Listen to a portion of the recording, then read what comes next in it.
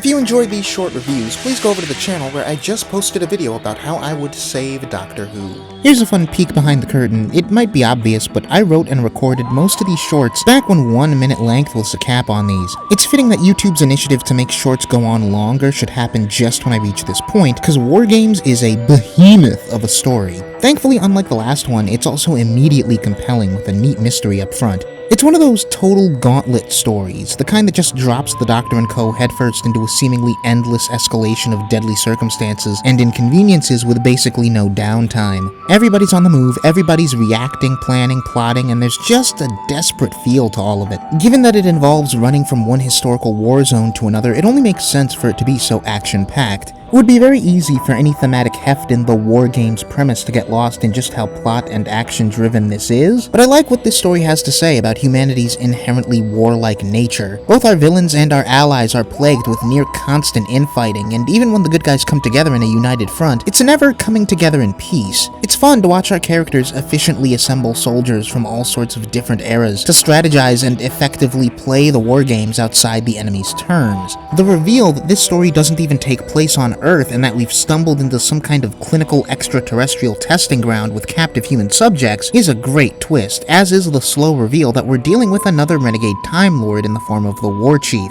The sense of pure dread that precedes the rest of the Time Lords entering the story is palpable too. Many say the Time Lords never got more imposing or interesting than in this story, and it's easy to see why. We resolve our main narrative with a whole episode left to spare, which we dedicate to ostensibly making the Time Lords this off-putting and subtly frightening force of power. Putting the Doctor on trial was also a really great way to reflect on Troughton's run as the character, and Jamie and Zoe have by far the most heartbreaking companion exits yet. Put that all together with some really impressive visuals for the time, and this story is just really dang solid, with a stellar peak of a finale.